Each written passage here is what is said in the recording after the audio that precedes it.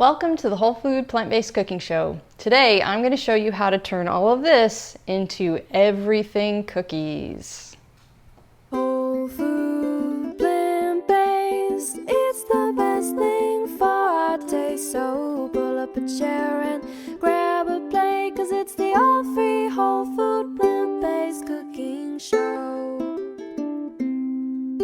Okay, so everything cookies. My grandma used to make a version of these that she called cowboy cookies that I love them so much. But this version is gluten-free, refined sugar-free if you omit the chocolate chips. But I really think the chocolate chips just add, such a nice sweet flavor to it. But you don't have to have them in there.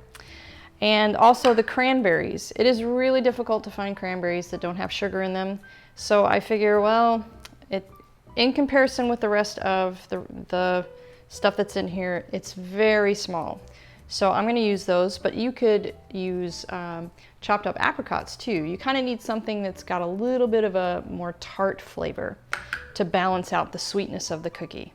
So we're just going to get started. I just have my food processor here, and the full recipe will be in the details in the link below. So I've got 1.5 cups of oats, and this is one of those great recipes where you can just plop it all in there all at the same time, and it's a one dish thing. Here we have 1 cup of dates that are pitted, 1/2 cup of coconut, and everything else is 1/2 cup.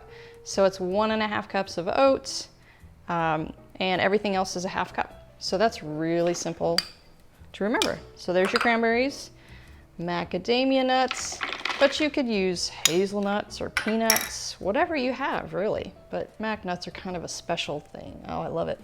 Almond meal, goji berries, and here's your nutrition right here, along with all those nuts, and goji berries and pepita sunflower seeds. Great nutrition in there. There's your chocolate chips, and a teaspoon of vanilla. And then what's going to make it stick together besides the dates is 1 banana. So this one it was frozen, I just let it thaw out, but you can just use just a regular banana. It'll work just fine. Oh, I'm realizing I have this on backwards, but it'll work.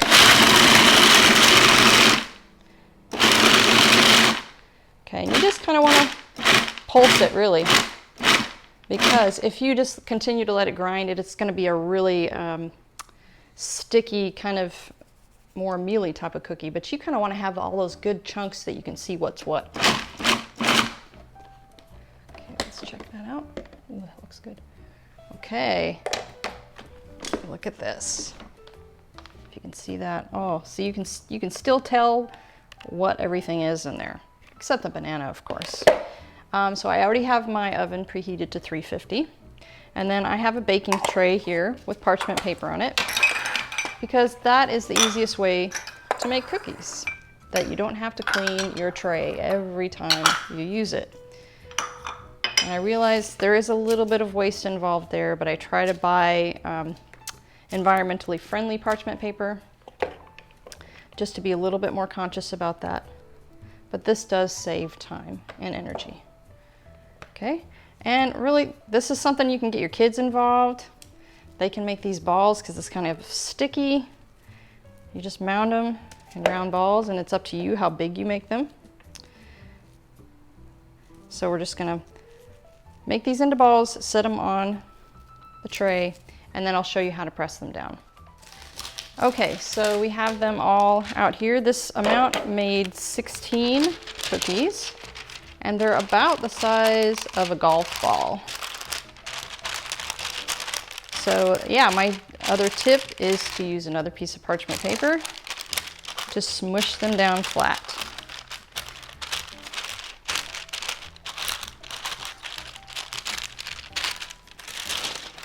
Okay, there we go. So we're going to stick those in the oven for anywhere from 15 to 25 minutes, and it really is up to your preference. Some people like cookies to be a little bit more gooey, but I kind of like mine to be a little bit crispy, so I'm gonna leave mine up. I'm gonna, you know, check them at about 20, and then, you know, to make sure they're not burning. So, here we go. Okay, here we are, guys. I took them out of the oven. I did leave them for 25 minutes, so this is how brown they get. And I let them cool for a few minutes, obviously, because I'm touching this pan. Ah! So now it's just down to the taste. So, yum,